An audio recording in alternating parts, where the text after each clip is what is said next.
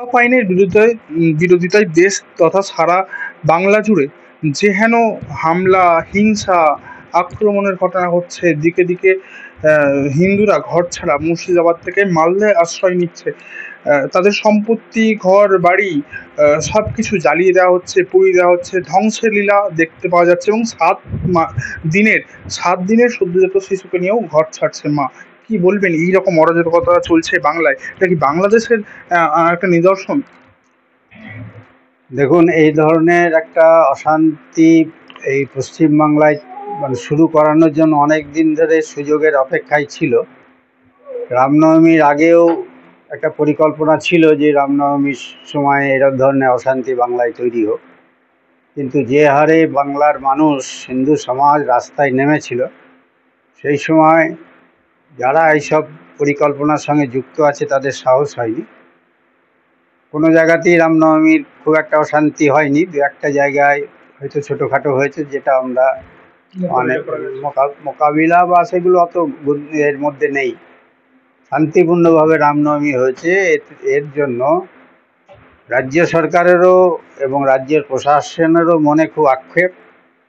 তারা সবাই চাইছিল যে রামনবমীতে একটা অশান্তি হোক, আর এই সব অশান্তিকে দিয়ে 26-এর নির্বাচন বৈতরণী পার হওয়া যাবে। তো রামনবমীতে সম্ভব হলো না, হিন্দু সমাজ যেভাবে রাস্তায় নামলো। তারপর নতুন একটা ইস্যু খোঁজা, সেটা হচ্ছে ওয়াকফ সম্পত্তি। এখন যারা ওয়াকফ সম্পত্তি নিয়ে যাদেরকে বলা হচ্ছে দাঙ্গা করেছে, তারা নিজেরাই জানেন না ওয়াকফ সম্পত্তির বিল কি আছে, না বিলে কি লেখা আছে, কার স্বার্থ রক্ষা আছে, কার স্বার্থ বিরোধী আছে, তারা কিছু জানে না। হঠাৎ বিরুদ্ধে লাগিয়ে দিল এবং সব জায়গায় সম্ভব হলো না। কিন্তু মুর্শিদাবাদে, যেখানে ওখানকার তৃণমূল কংগ্রেসের নেতা হুমায়ুন কবির বহুদিন আগে থেকেই প্রস্তুতি নিচ্ছিল। একটা সময় সে বলেছিল যে আমরা এখানে 70% এবং সেই 30%কে ভাগীরথীর জলে ভাসিয়ে দেবো। তো এই ধরনের লোক এই ধরনের সুযোগ খুঁজছিল, আর সেটাকে নিয়ে এই মুর্শিদাবাদে, যেখানে হিন্দু সংখ্যালঘু আছে, আর সেখানে ঘটনা শুরু করা হলো।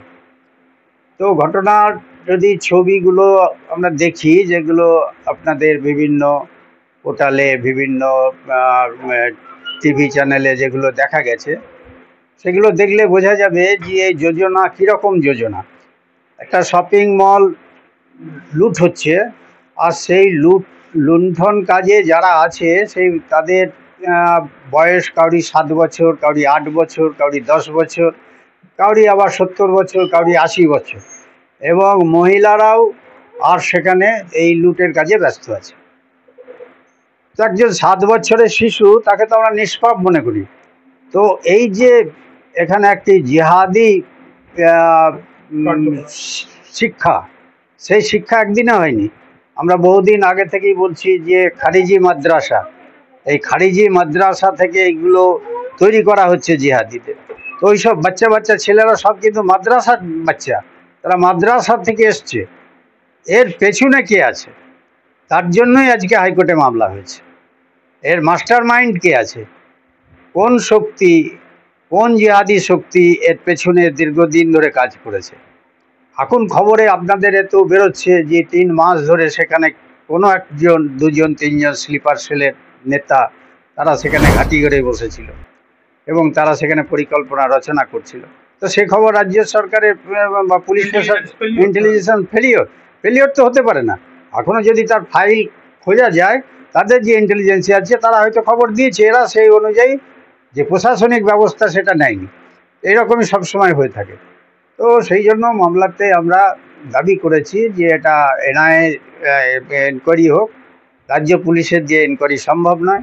যারা হাত জোর করে জিহাদিদের, আক্রমণকারীদের, লুণ্ঠনকারীদের হাত জোর করে যাদেরকে নিজেদের প্রাণ বাঁচানোর জন্য আবেদন করে, তাদের দিয়ে এই ধরনের ইনকোয়ারি সম্ভব নয়। তো এবং যেসব ক্ষতি হয়েছে, মানুষের যা যা ক্ষতি হয়েছে, ধন সম্পত্তি যা যা ক্ষতি হয়েছে, তো এই ক্ষতিপূরণ তাদেরকে দিতে হবে, আর্থিক কম্পেনসেশন তাদেরকে দিতে হবে। আর এই টাকা কিন্তু যারা এই কাজের সঙ্গে লিপ্ত আছেন, এই যে দাঙ্গা, লুণ্ঠন, হানাহানি, মারামারিতে যারা যুক্ত আছে, তাদেরকে চিহ্নিত করে, আইডেন্টিফাই করে, তাদেরকে লিস্ট করে এবং তাদের ব্যক্তিগত সম্পত্তি থেকে সেই টাকা প্রয়োগ করে সেই টাকা মানুষকে দেবে। সরকারি যে টাকা, শুনলাম নাকি আজকে মুখ্যমন্ত্রী, মাননীয় মুখ্যমন্ত্রী ঘোষণা করেছেন মিতের জন্য এত টাকা, এর জন্য অত টাকা। উনি কোথা থেকে টাকা দেবেন? টাকা তো গভর্নমেন্টের টাকা, গভর্নমেন্টের কোষাগারে যে টাকা আছে সেটা তো ট্যাক্সের টাকা, আমার টাকা, আপনার টাকা। যে আজকে ঘর ছেড়ে দিয়ে ক্যাম্পে আছে তার টাকা, আর তার টাকা নিয়ে তাকেই দেবে, এটা তো চলতে পারে না। সেই জন্য যারা দোষী আছে তাদের সম্পত্তি ক্রোক হোক, তাদের ব্যাংক অ্যাকাউন্ট সিজ হোক, তাদের সম্পত্তি থেকে তাদের সম্পূর্ণ ক্ষতিপূরণ দেয়। তার জন্য আমরা দরকার হলেও এরপরে ইডিকেও দিয়েও আমরা লাগাবো। এনআইএ, সিবিআই, ইডি তিনটে সংস্থা একসঙ্গে এই তদন্ত করবে এবং তাদের সম্পূর্ণভাবে ক্ষতিপূরণ দেওয়ার ব্যবস্থা যাতে করে, তার জন্য মাননীয় হাইকোর্টের কাছে আমরা আবেদন রেখেছি। মুখ্যমন্ত্রীর এই মুর্শিদাবাদ বা মালদায় যে হাঙ্গামা, ওয়াকফ আইনের বিরোধিতা করতে গিয়ে হিন্দুদের ওপর হামলার ঘটনা ঘটছে, সেই দিক থেকে মুখ্যমন্ত্রীর কোনো নির্দিষ্ট মন্তব্য বা বক্তব্য নেই? প্রথম বহুদিন আগে আপনারা জানেন যে উনি তো একবার বলেই ফেলেছিলেন যে দুধের গায়ে লাথি খেতে হয়। আমি আপনাদের সামনে আরেকবারও বলেছিলাম, তো দুধের গায়ে দুধ খাওয়া শেষ হয়ে গেছে, এখন লাথি খাওয়া শুরু হয়েছে। এখন ওনাকেও দুধের গায়েরা লাথি মারছে। তো এই যে 30% ভোটের লোভ, সেই ভোটের এখন প্রতিযোগিতা চলছে।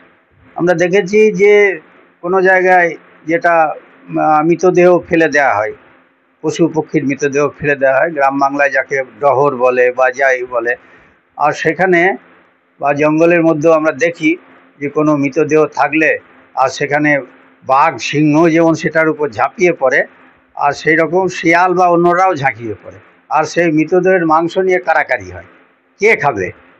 তো এই মুসলমানদের একটা মৃতদেহ হিসাবে এই এখানকার বাংলার রাজনীতি যারা করছে, তারা একটা মৃতদেহের মতন তাদের সঙ্গে ব্যবহার করছে।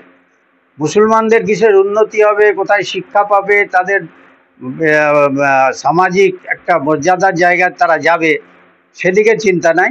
তাদের মাংস কিভাবে খবলে খাবে, তার একটা প্রতিযোগিতা চলছে। তার জন্য 30%-এর জন্য আর মুখ্যমন্ত্রী তো 70%-এর জন্য তো মুখ্যমন্ত্রীর বলার মুখ কিছু নেই। তারা জানে যে হিন্দু সমাজ আর তার সঙ্গে নেই, অতএব 30%-কে নিয়ে মোহাম্মদ সেলিমও ছোটাছুটি করছে, মুখ্যমন্ত্রীও ছোটাছুটি করছে, ওই হুমায়ুন কবিরও ছোটাছুটি করছে, আর যারা যারা আছে সবাই, কংগ্রেসও ছোটাছুটি করছে। তো সেই জন্য এখানে বলার কিছু নেই।